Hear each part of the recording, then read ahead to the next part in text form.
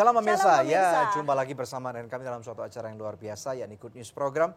Bersama dengan saya Daniel Hendrata dan juga istri saya Devi Katarina, senang sekali bisa berjumpa kembali dengan pemirsa setia dari Good News Program. Ya, pemirsa sekalian, kita tahu bahwa tentunya tidak ada satupun daripada kita yang ingin tubuh kita sakit. Tetapi tentunya sebagai manusia hidup kita tahu bahwa manusia bisa saja sakit dan pada waktu sakit tentunya kita berharap adanya kesembuhan. Ya, pemirsa sekalian, jangan lupa bahwa Good News Program dapat pula Anda saksikan melalui website kami yang ada di www.anugrah.net. Di mana, Deb? Di www.anugrah.net, dan bila ada di antara pemirsa yang memerlukan bantuan doa atau konseling, Anda bisa menghubungi kami di nomor-nomor telepon yang tertera di layar kaca pemirsa sekalian. Ya, dalam satu topik episode yang menarik yaitu Tuhanku Penyembuhku, kita akan menampilkan dua orang narasumber yang mengalami lawatan Tuhan yang luar biasa. Siapa dan apa mereka? Ya, yang pertama yaitu Lisa, dia pernah mengalami sembuh dari kanker serviks, dan narasumber nanti yang kedua adalah Cassandra yang pernah mengalami sembuh dari kanker limfoma dan nanti akan ditemani oleh ibunya yaitu Ibu Teresia.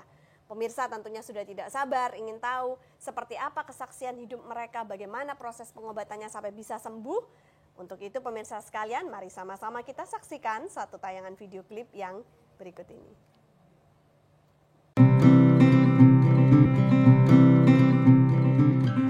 Pola hidup sehat adalah pilihan terbaik yang bisa dilakukan untuk menjaga agar kita tidak jatuh dari sakit penyakit. Namun dalam kehidupan kita kadangkala tantangan bisa saja terjadi. Bahkan di saat kita sudah berusaha menjaga hidup kita, khususnya dalam menjaga kesehatan. Dalam studio Good News saat ini telah hadir Elisa Chandra, seorang istri dan ibu. Elisa yang akrab disapa Lisa ini mengalami trauma, takut akan jarum suntik sejak dari kecil sehingga ia sangat menjaga kesehatan supaya sebisa mungkin tidak mengalami sakit. Tetapi Maret 2015 ia mengalami pendarahan dan harus dibiopsi, yang akhirnya diketahuilah ia mengalami kanker serviks stadium 2A. Apakah imannya goyah lewat kejadian ini? Akankah kesembuhan terjadi dalam hidupnya?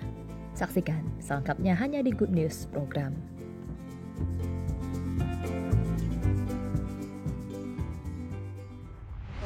Saya pendarahan, saya bawa ke dokter.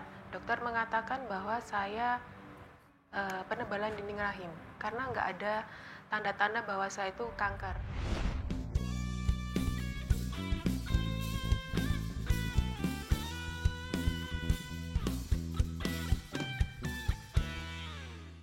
Hai pemirsa, Anda diberkati dengan episode yang baru saja Anda saksikan. Jangan lupa subscribe di channel YouTube kami, oke? Karena masih ada begitu banyak episode Good News lainnya yang pasti akan memberkati kehidupan Anda.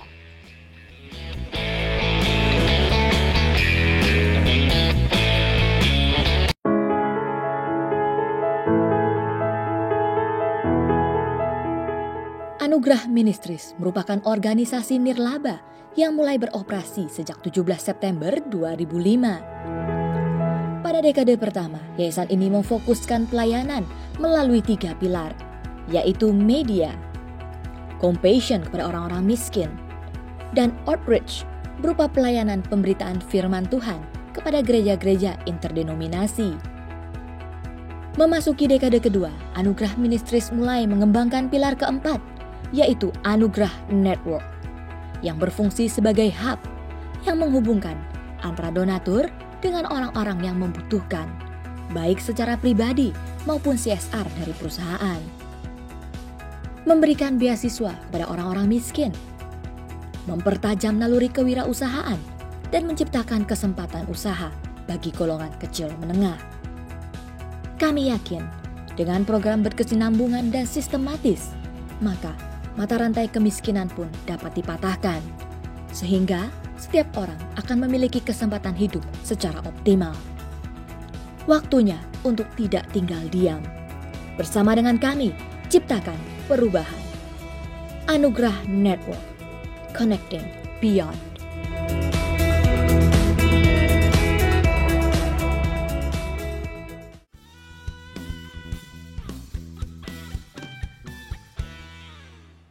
Ya pemirsa sekalian, seperti yang kami janjikan ada seorang narasumber yang mengalami lawatan Tuhan.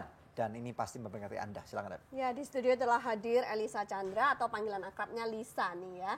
Shalom Lisa, apa kabar? Puji Tuhan baik. Nah, Ya. bisa diberikan perkenalan singkat tentang Lisa ini siapa, ceritakan tentang keluarganya. Saya Elisa, saya mempunyai 2 anak. Anak saya sudah besar-besar, umur 19 dan 16 tahun. Puji Tuhan, saya dapat disembuhkan oleh Tuhan dari sakit saya yang tahun kemarin, dari kanker serviks.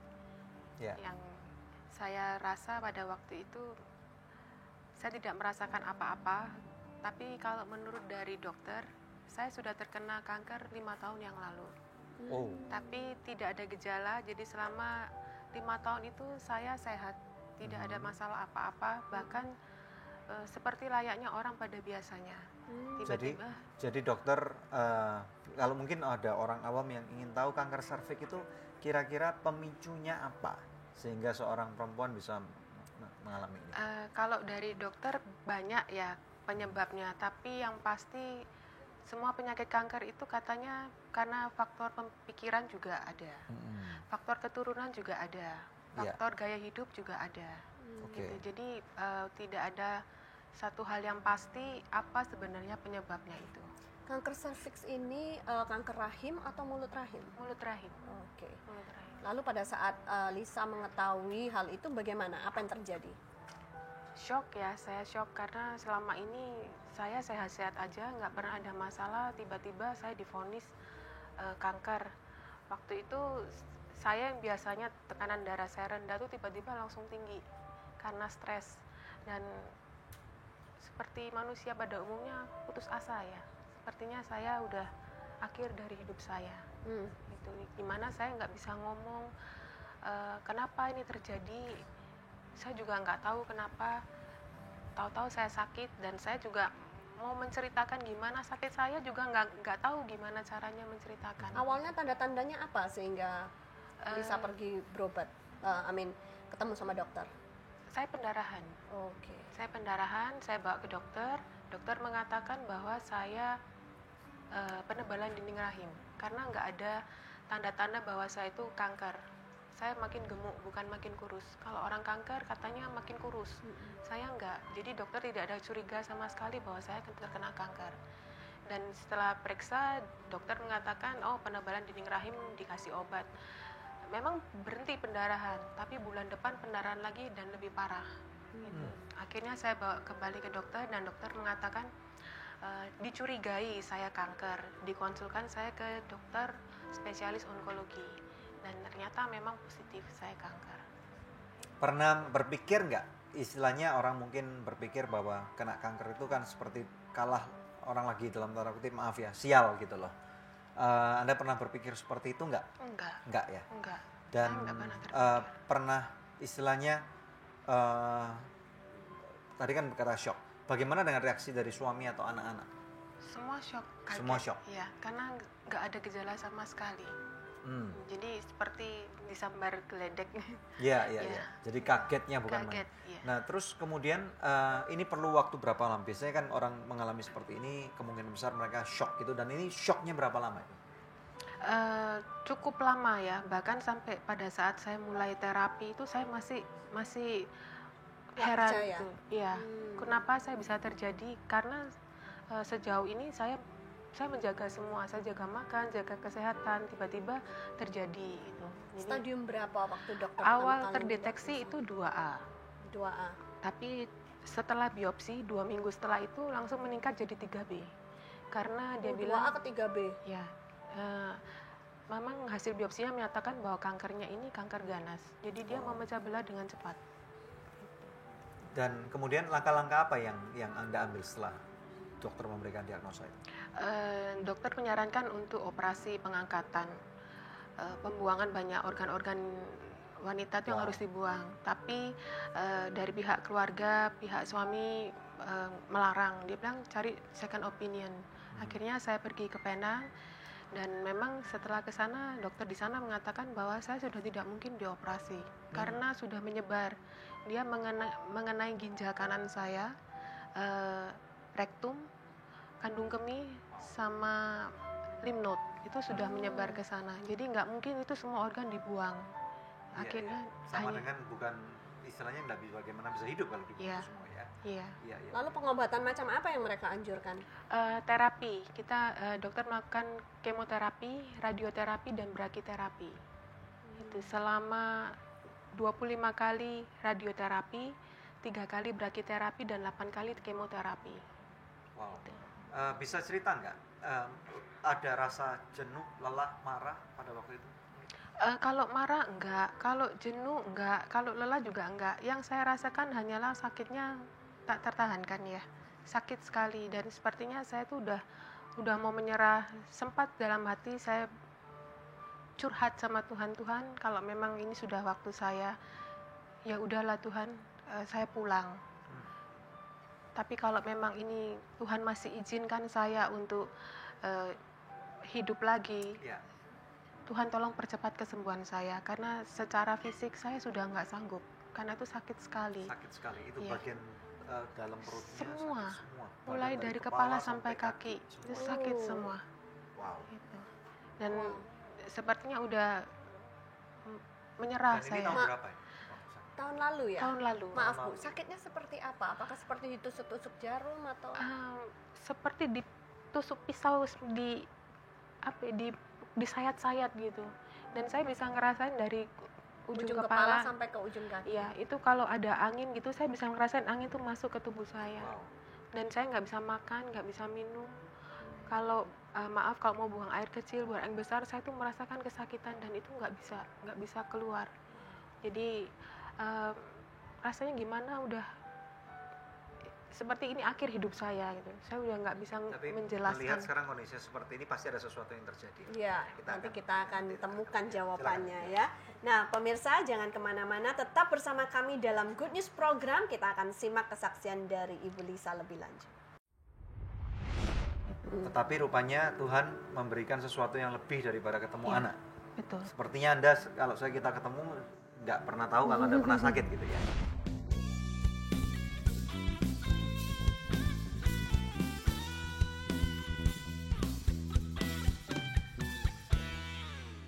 Hai pemirsa, Anda diberkati dengan episode yang baru saja Anda saksikan. Jangan lupa subscribe di channel YouTube kami, oke? Karena masih ada begitu banyak episode Good News lainnya yang pasti akan memberkati kehidupan Anda.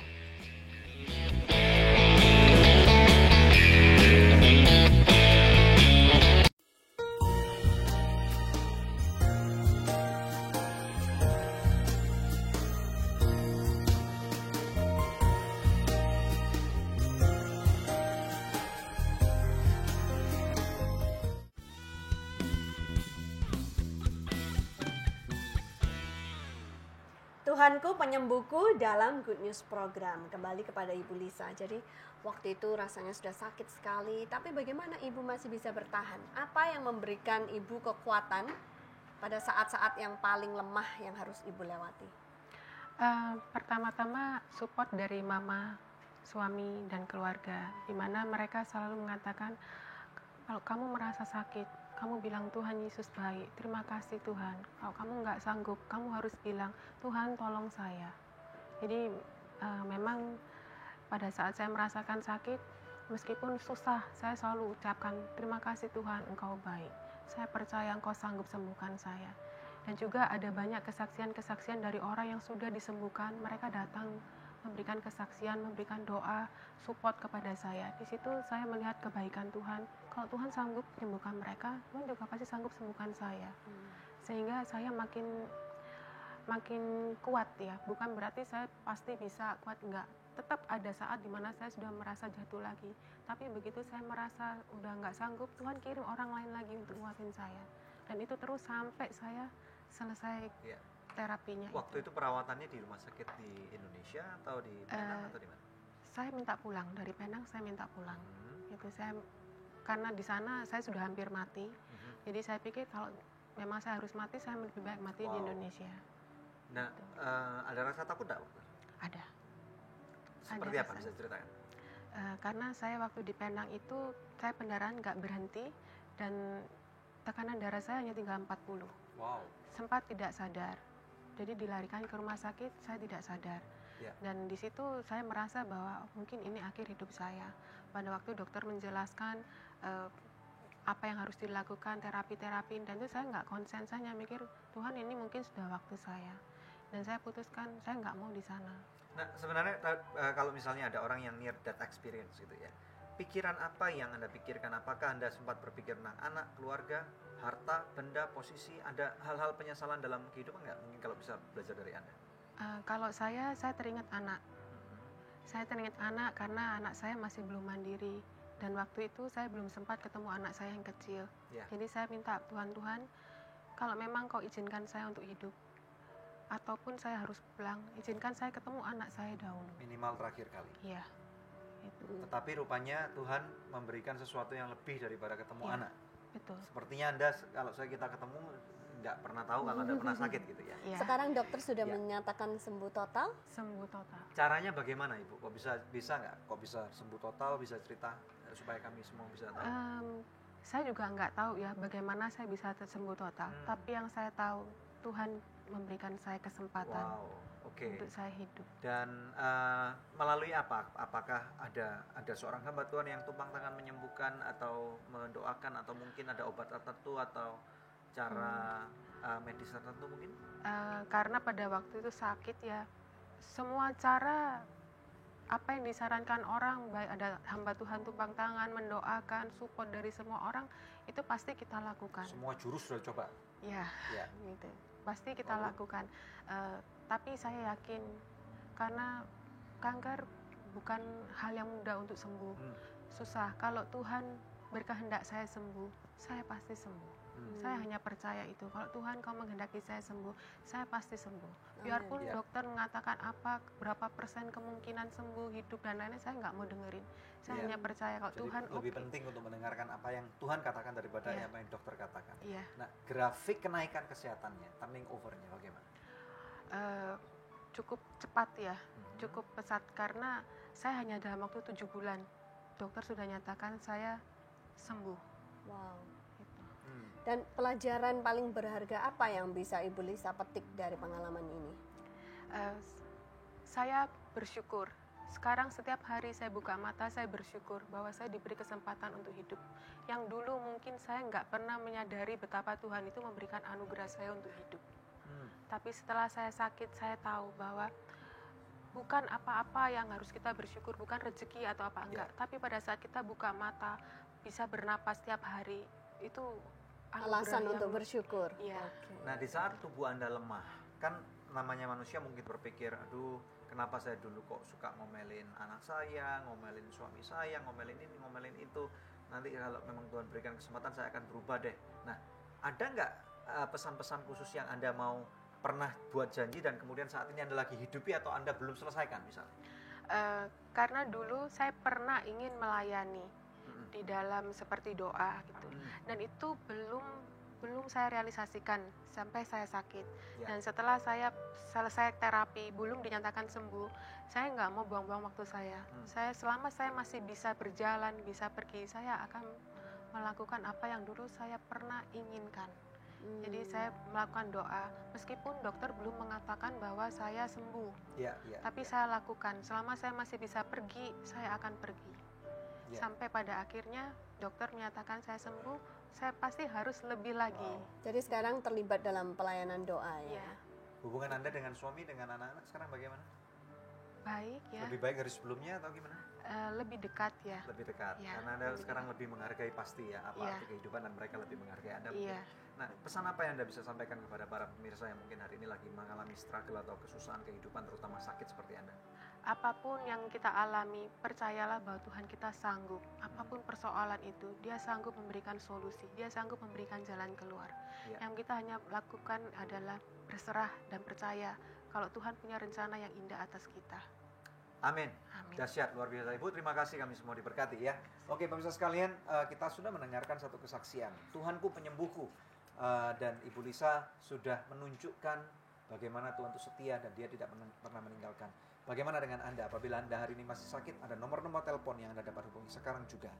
Anda bisa kirim SMS, kirim WhatsApp, ataupun kirim BBM kepada kami. Ada tim doa yang akan berdoa bagi Anda. Kita percaya bahwa bukan manusia yang menyembuhkan. Dokter boleh memberikan diagnosa, tetapi Tuhan yang menentukan akhir atau terusnya kehidupan kita. Jangan menyerah, hubungi kami sekarang juga. Dan saya percaya bahwa Tuhan punya rencana yang indah buat kehidupan Anda. Stay tune, hanya di Good News Program. Ku kan serah memuji nama-Mu, nama yang besar terlebih dari semua. Hai pemirsa, Anda diberkati dengan episode yang baru saja Anda saksikan. Jangan lupa subscribe di channel YouTube kami, oke? Karena masih ada begitu banyak episode Good News lainnya yang pasti akan memberkati kehidupan Anda.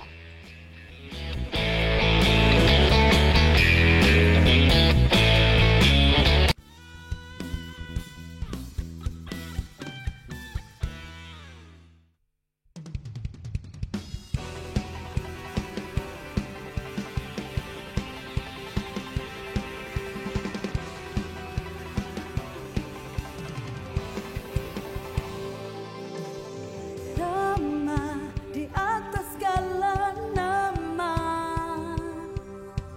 Tuhan, segala Tuhan. Ku mau angkat panji-panji memuliakan nama-Mu, bagimu Raja segala raja. Nama di atas segala nama,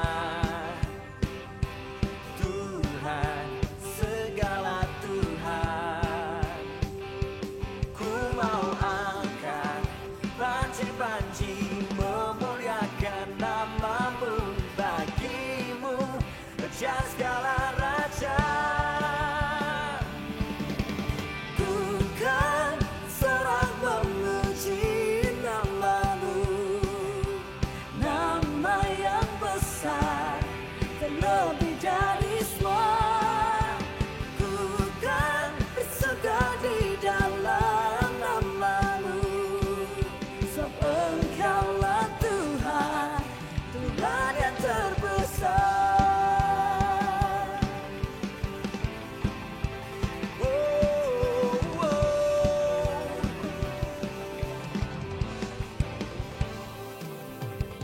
Nama di atas segala nama, Tuhan, segala Tuhan. Ku mau angkat panji-panji memuliakan nama-Mu, bagimu Raja segala raja. Ku kan bersorak memuji nama-Mu, nama yang besar terlebih dari semua. Oh, ku kan bersuka di dalam nama-Mu, sebab Engkaulah Tuhan, Tuhan yang terbesar.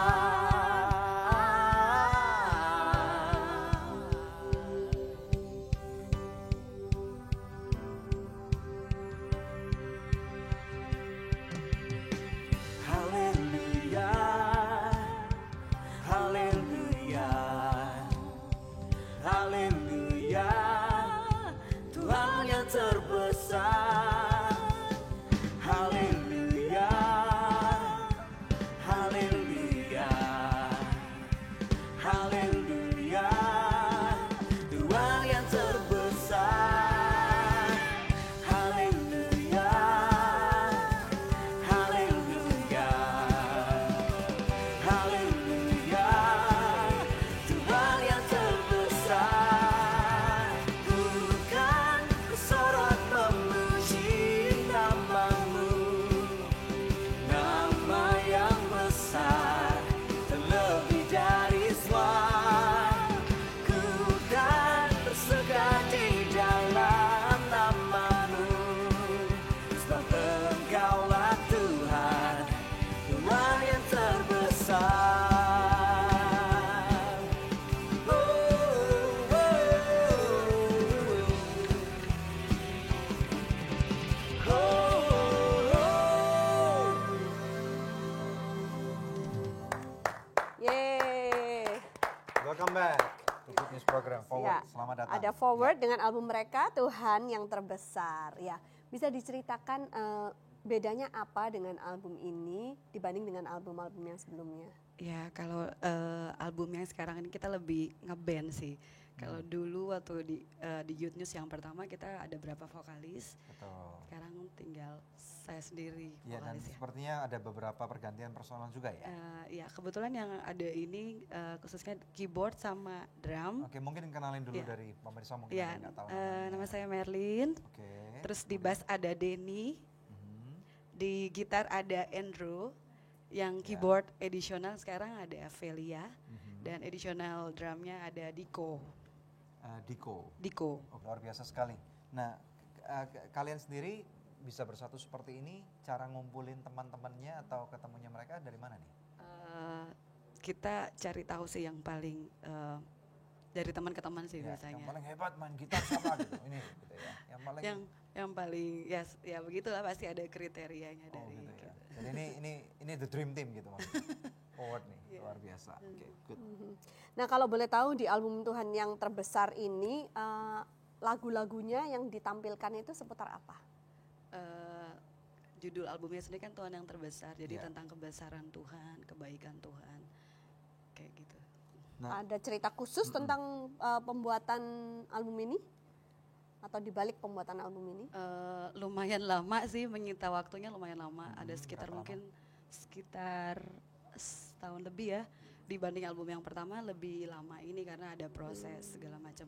Nah, kalau ada orang bilang mungkin kalau buat pertama itu kan mungkin masih ada banyak ideologi, belum pengalaman dan yang lain-lain. Nah, tapi kemudian kalau misalnya yang kedua ini hal-hal pembaharuan atau mungkin perbaikan-perbaikan apa yang Anda lakukan untuk bisa meningkatkan album yang kedua ini bisa menjadi lebih menarik daripada yang Iya. pertama?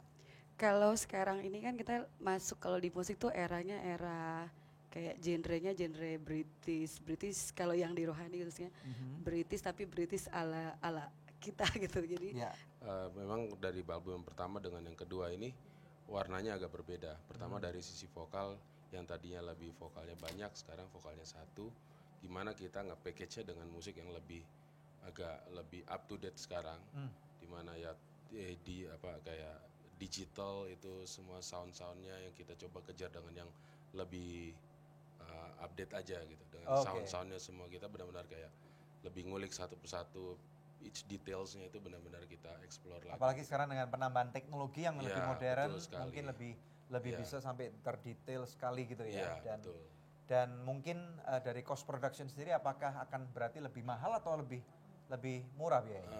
Roughly sih kita ada yang di studio, ada yang udah mulai bisa ngerjain sendiri. Jadi secara cost budget juga mungkin nggak ya so-so lah, tapi nggak begitu besar sih seharusnya ya dari produksi. Ya, Ya, mungkin ini Masnya lebih tahu banyak nih. Kalau di Indonesia sendiri musik rohani lebih dipengaruhi mana? Dari Inggris kah, Eropa tadi, London atau British atau lebih ke Amerikanya? Ya kalau yang di Indonesia sekarang mungkin lagi ini ke arah kalau saya sebut ya ke Hillsong ya. Oke, Cuma itu kiblatnya cuma- lebih banyak ke Hillsong Australia. Ya, which is musiknya itu ya mereka British style music gitu. Oh, Jadi oke. that's why orang yang dibilang British itu ya seperti itu yang ngacunya ke arah gitu stylenya. Nice. Very Gitu. nice. Nah, Oke. Ya. Harapannya ke depan untuk forward ini apa? Khususnya Oke, dengan silakan. album yang kedua ini. ya harapannya bisa memberkati banyak orang, ya itu sih yang paling intinya. Jadi banyak jiwa juga diberkati lewat album ini. Kan sekarang musik rohani Indonesia kayaknya lagi mengalami masuk suatu stagnasi karena mungkin penjualan nggak terlalu bagus dan Iya. yang lain. Nah ini caranya kalian sendiri punya teknik marketing atau strategi khusus nggak? Kalau kita sekarang udah jalanin sih yang udah ke iTunes, kita Ya, jualin I see. ke iTunes. Dan hasilnya? Lumayan, lumayan. iya. Terus mungkin perjualannya ke gereja-gereja gitu Oke, aja. kami doakan Ya. forward bukan hanya sukses tapi juga berbuah melalui album yang kedua ini ya, Berkat Tuhan dipakai luar Tuhan biasa ya. semakin luar Lebih biasa. berdampak buat banyak tubuh Kristus dimanapun kalian dikirim oleh Tuhan. Oke, terima Nah, kasih. pemirsa, ini saatnya kuis yang selalu dinantikan pemirsa sekalian ya. Pertanyaannya adalah album keberapakah Tuhan yang terbesar yang dibawakan oleh Forward hari ini? Anda bisa mengirimkan jawabannya melalui SMS ke nomor HP yang tertera di layar kaca pemirsa sekalian atau melalui email ke goodnews@anugerah.net dengan format seperti ini: kuis, nama, alamat lengkap dan jawabannya. Bila Anda mengirimkannya lewat email, sertakan juga nomor HP Anda. Maka kepada 7 orang pemenang terpilih, kami akan mengirimkan masing-masing sebuah CD Tuhan yang terbesar, persembahan dari Forward. Tetap stay tune bersama dengan kami akan kembali membawa lebih banyak good news lagi. Saya tuh nggak merasa apa-apa terjadi pada saya. Tapi ada saat waktu terakhir belakangan, saya mulai sakit perut saya tuh mulai berkelanjutan dan saya semakin nggak bisa menahan rasa sakit yang ada di badan saya.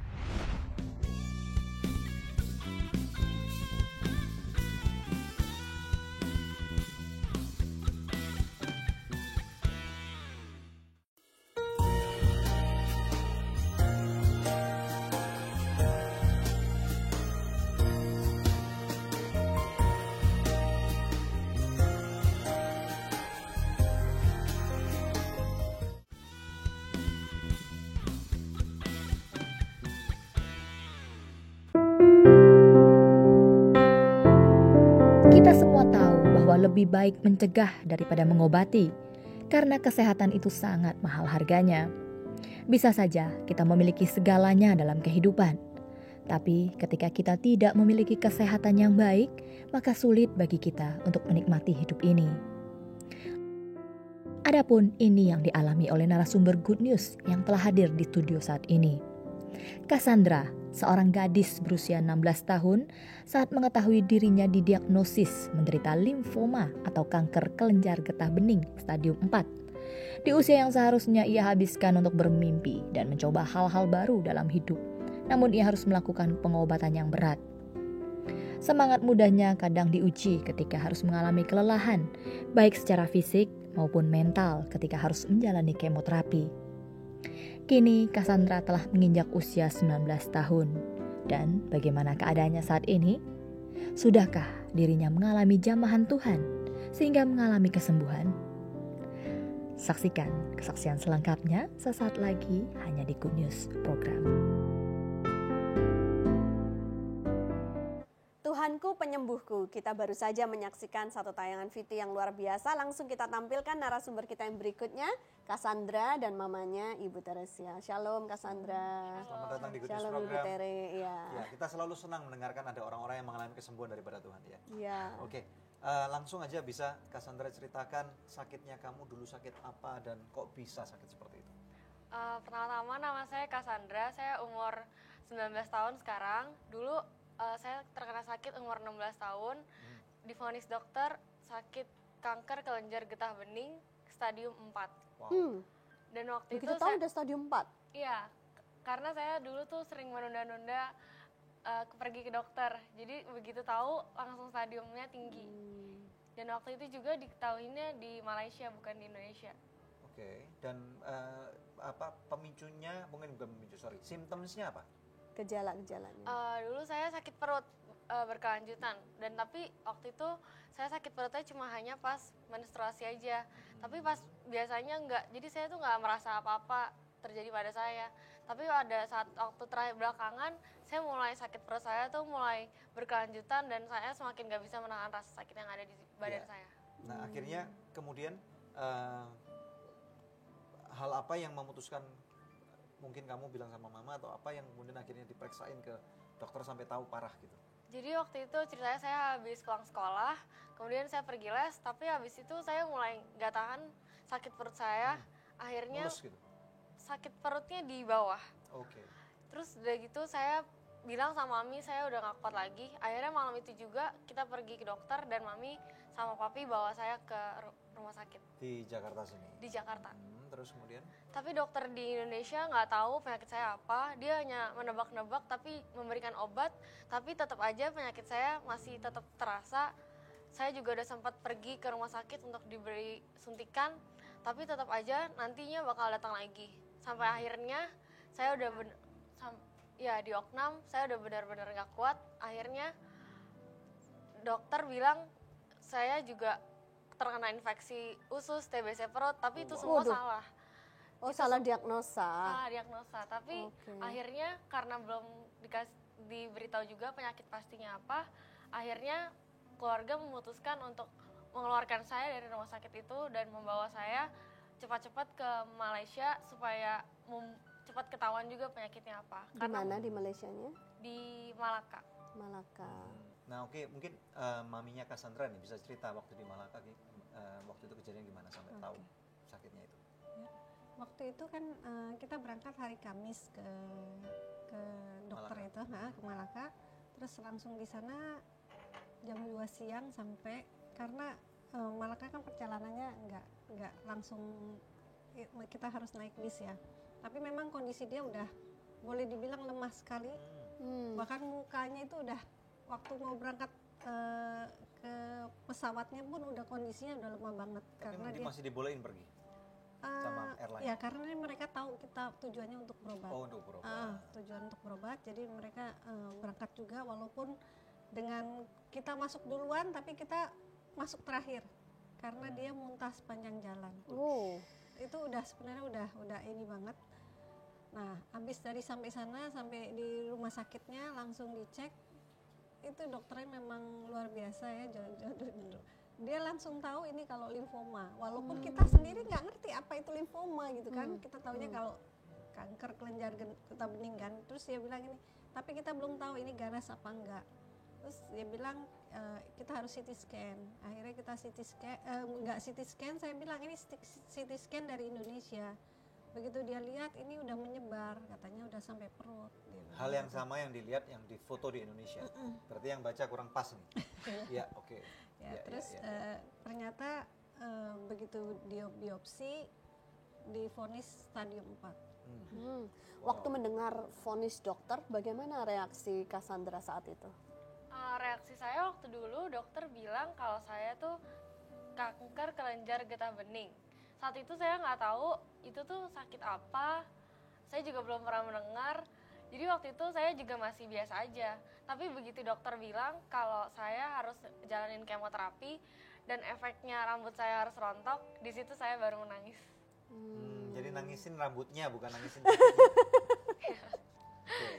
Kalau reaksi dari ibu dan juga mungkin bapak sama saudaranya gimana, saudara Cassandra? Waktu itu kan adiknya lagi mau ujian, jadi adiknya nggak ikut sama papahnya. Jadi kita cuma berdua sama kakak saya gitu. Jadi waktu dia bilang ada kelenjar aja saya udah deg-degan. Tapi begitu divonis itu udah ya namanya anak ya, dunia rasanya udah kiamat, ini kiamat gitu. Karena vonisnya langsung stadium 4 ya, itu Stadium udah terakhir loh ya. Pukul palu gitu, dor. Ya, jadi kita mikirnya waktu itu jujur kita dana juga terbatas. Begitu divonis seperti itu ya kita bilang ini rasanya dunia kiamat, mau gimana gitu loh. Jadi masih bingung. Jadi kayak orang linglung ya, sepanjang malam itu saya nggak bisa tidur dan saya memang nggak bisa tidur. Dan dokter bilang mesti biopsi. Waktu biopsi aja saya masih nggak percaya. Yang dia biopsi dari mananya? Dari leher, ambil dari diambil. di waktu di biopsi aja saya masih menolak. Saya sampai bilang gini, Tuhan tolong tunjukin saya kalau memang anak saya harus dibiopsi.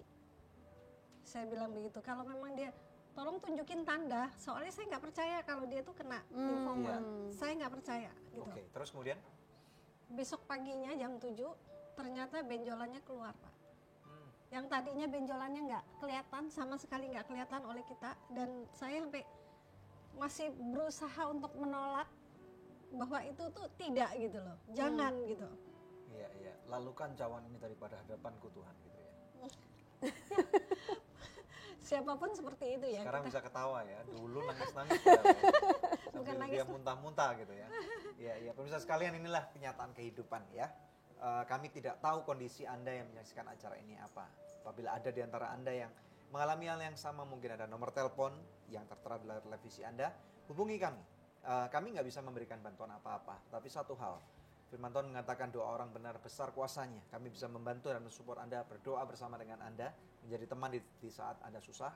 2-3 orang berkumpul dan kita percaya Tuhan ada di sana. Dan Tuhan tidak terbatas dalam ruang dan waktu. Stay tune, kita akan mendengar kesaksian lebih lanjut daripada Cassandra bersama dengan maminya. Hanya di Good News Program. Banyak orang di Singapura yang mendorong saya, memberi semangat saya kalau kita tuh pasti sembuh dan lewatinnya tuh bareng-bareng.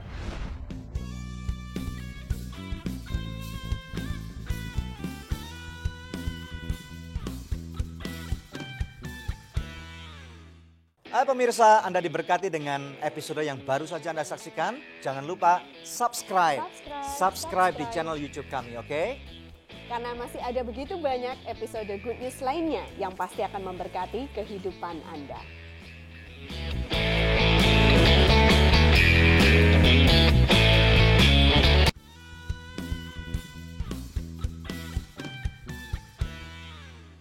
Tuhanku adalah penyembuhku, dan episode ini akan memberkati setiap daripada Anda. Silakan, Deb. Ya, langsung kepada Cassandra sama Ibu Tere ya. Jadi tadi setelah mengetahui terkena itu, kemudian harus melewati masa pengobatan. Bisa diceritakan nggak masa pengobatannya di mana dan seperti apa? Pengobatan pertama saya di Malaysia, tepatnya di Malacca, di Rumah Sakit Mahkota Medical Center. Dan waktu itu saya mengalami kemoterapi 12 kali. Tapi saat kemoterapi itu, sampai titik terakhir, saya masih belum dinyatakan sembuh dan bersih oleh dokter. Sehingga pada bulan Mei tahun berikutnya, saya dan keluarga saya melanjutkan pengobatan ke Singapura. Di Singapura saya menjalani pengobatan, tentunya kemoterapi lebih lagi 3 kali, dan terakhir saya melanjutkan dengan proses transplant. Transplantnya apa ini transplant?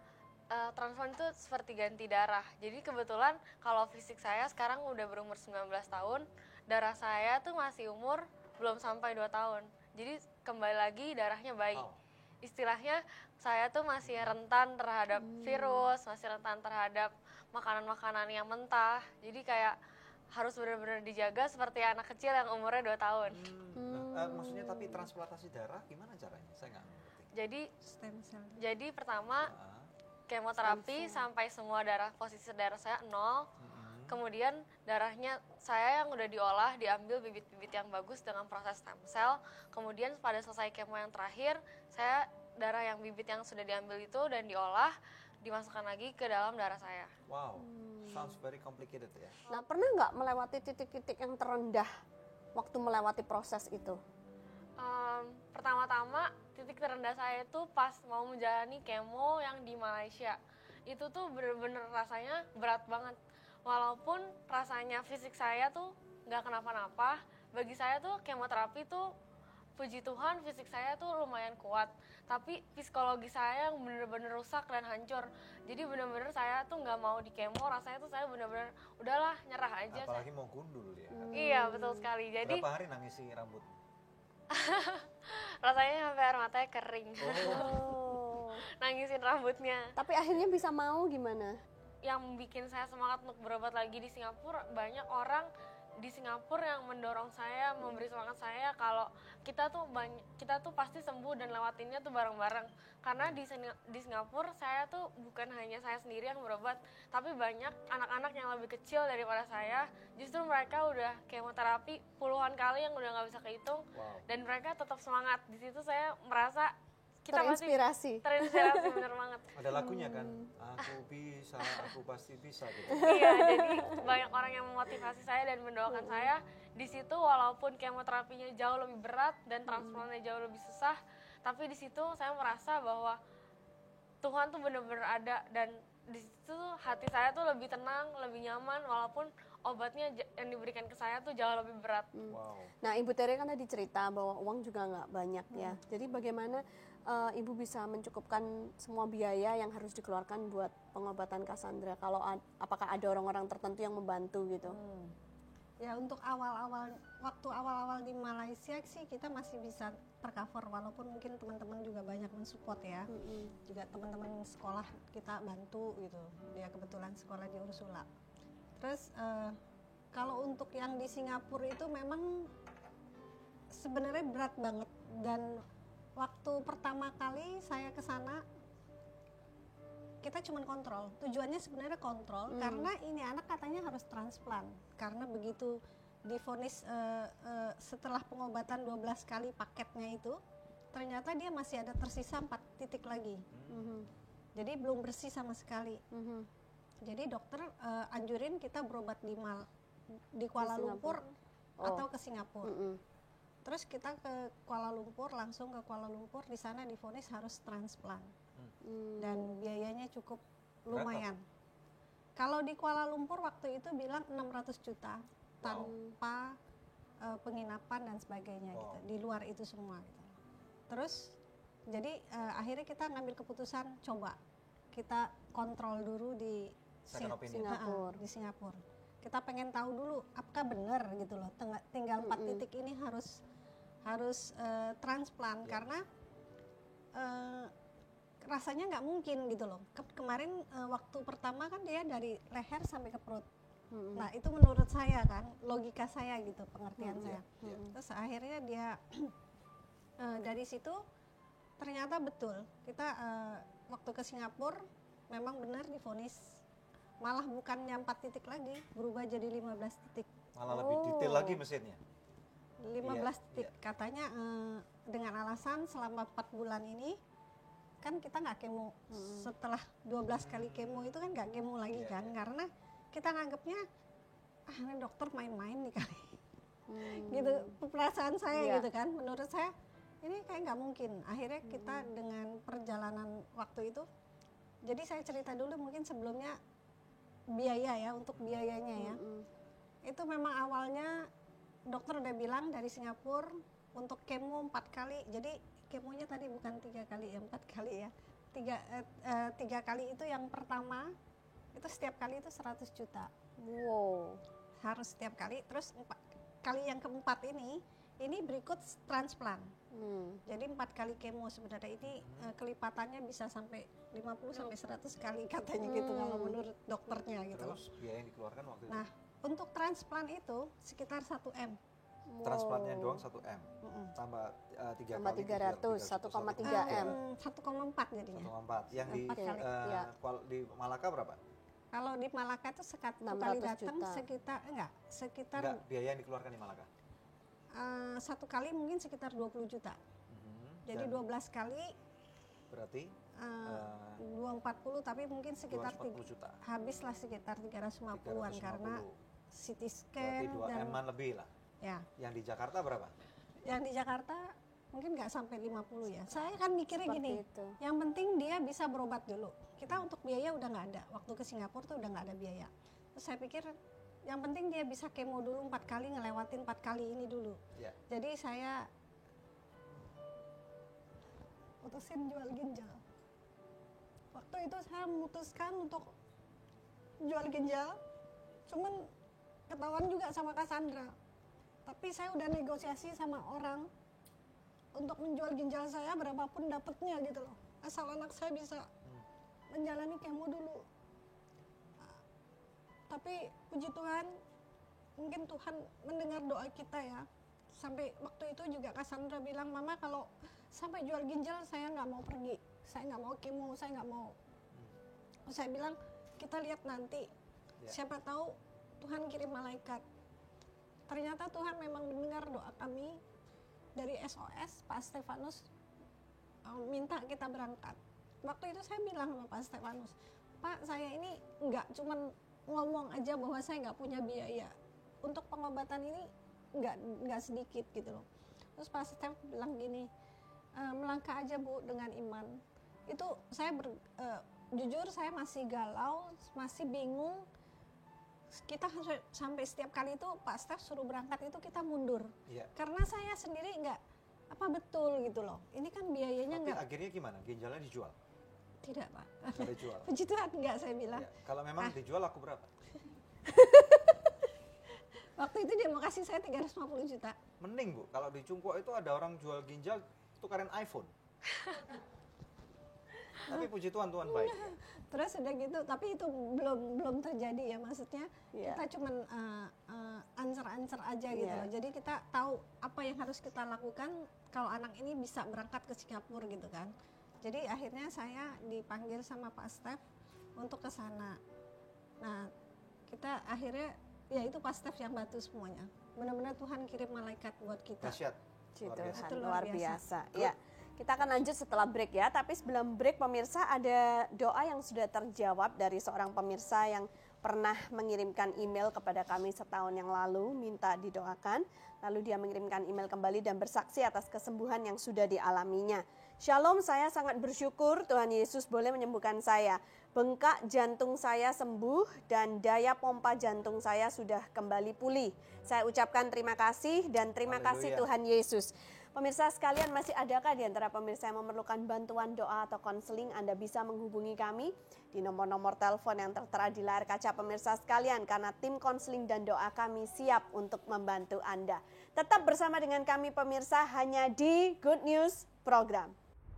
Ada begitu banyak orang yang masih begitu, maaf sekali, saya anggap bodoh karena mereka tahu ada pola kehidupan yang tidak sehat, tetapi mereka masih keras kepala menghidupi kehidupannya.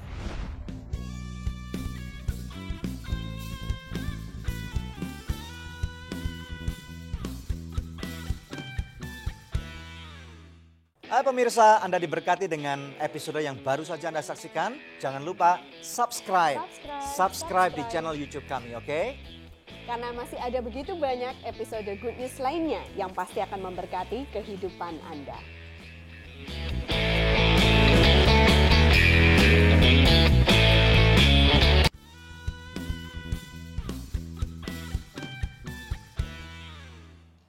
Tuhanku penyembuhku dalam Good News Program. Langsung kembali kepada Cassandra.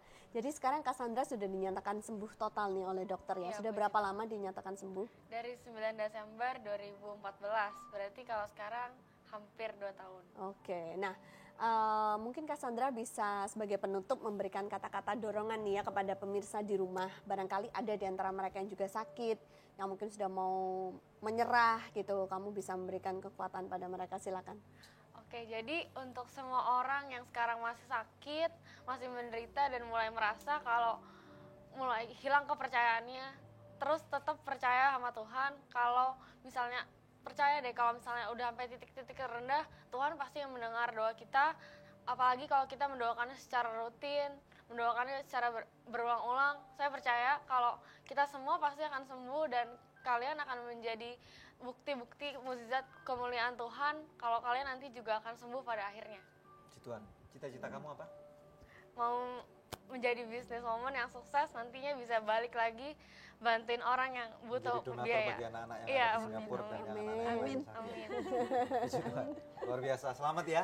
Kesembuhan yang Tuhan berikan untuk kamu dan juga Ibu, selamat. Ginjalnya masih komplit. Masih komplit. Ya. Terima kasih sudah datang di Good Iya, News. puji Tuhan. Tuhan baik, pemirsa sekalian, ada amin nggak?